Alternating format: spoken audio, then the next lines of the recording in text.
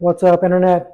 I'm doing a review of something I've never seen online until recently. I was able to find this vintage 1992 Batman Returns Power Wheel, but really it's made by Buddy L called Power Drivers.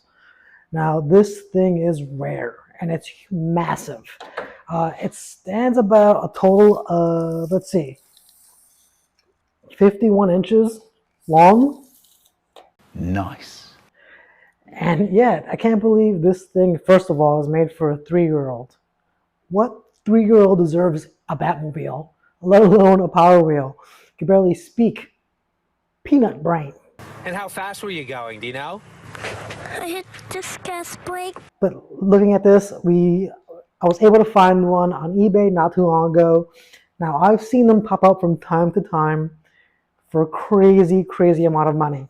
Right now, there's one available for $5,000 and one available for about $750 plus $100 shipping.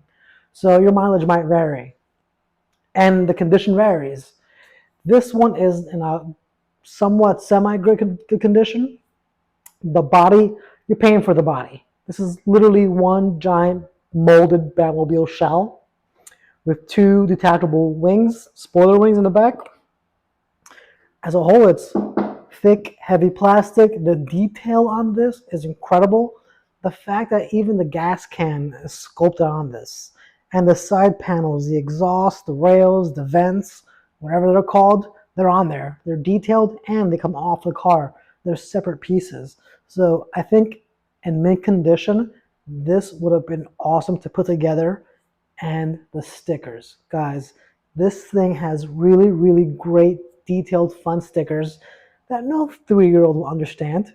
Mama, what does the power booster mean, Mama? Let's face it, kids can't talk when they're 3 years old. They're dumb. But this thing has Batman branded everything. You have the rims, you have the steering wheel, you have the seat. Speaking of the steering wheel, guys, check this out. You have a turbo boost, jet blast, and start mode sounds. Now, this isn't attached to the car. It's completely separate. But it's a fun way, it's a fun activation to hear the sound effects and to just feel like you're actually driving the Batmobile. I am a huge fan of the Batmobile, specifically the Tim Burton, Michael Keaton Batmobile. And when I saw this pop up on the internet, I had to drive 3 hours to go get it. I paid $200. Shut up and take my money. And it was well worth the trip. Now, this one specifically, the body's okay. There's a lot of sticker residue, a lot of like scratches, weird pen marks. This thing has been sitting out for a while. Now, if you're a purist, I hate to break it to you, this thing is going to be completely stripped down after this video. I'm going to turn it into the world's first, hopefully the world's first, remote control, Power Wheel-esque Batmobile. I've already got the parts on that side, so as soon as we wrap this video, I'm completely taking it all apart and putting all my stuff in. Now, to give you a sense of scale, I know we said this was 51 inches, but here I have for comparison the Spin Masters, I forget the scale, remote control Batmobile. This is tiny compared to this thing. At 51 inches long, it's pretty massive. That's what she said.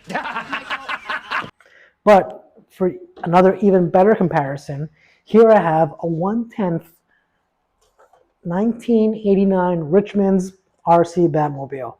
This is massive. This is like a good 19 inches. And it's heavy.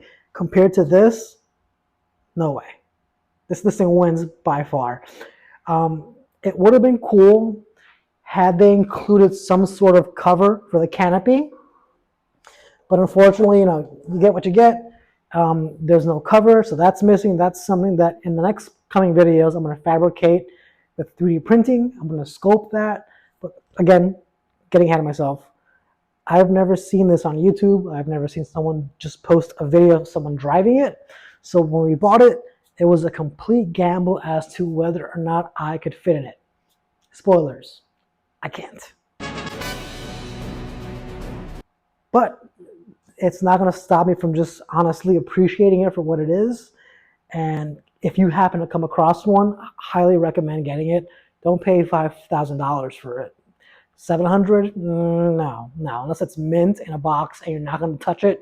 It's going to sit in the display glass case. Fine, but for a fun project, it's pretty cool, man. Get those wonderful toys. All right, so to get the shell off, you have 6 screws to undo. 2 in the front, 2 in the rear, and 2 in the side. Now, back in the day, they didn't use really screws and bolts and nuts the way you would today in a Power Wheel or any other modern piece of technology.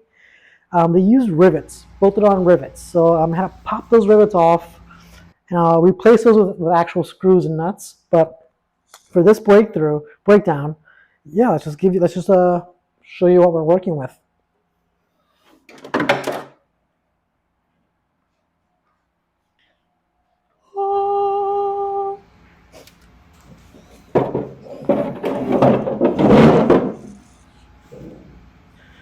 All right, as you can see, really simple structure. You only have one little motor on the side driving both wheels. And the actual motor itself looks like one that you would find in a Power Wheel today. So I'm pretty sure, having some experience with Power Wheels, that you could take that off, either plug in a new gearbox or replace the existing motor and do your upgrades. This runs on a 6-volt massive nasty battery, and that battery was dead when I got it, but I was able to test the motor, and the motor does spin. It works beautifully. The switches don't actually. Here you have your low, reverse, and high speed. Just 3 settings, not your typical shift knob as you would on a Power Wheel. Or one pedal. Here you have 3 pedals that do 3 specific functions, and that's it. That's all you get. Between that and steering, it's all you have.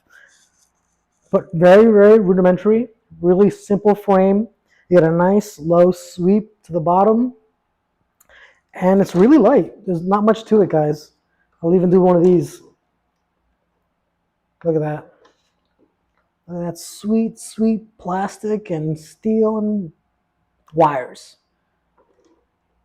So like I said, this will be the, after this video, I'm going to take it apart further and start converting this into an RC car with a full canopy and everything.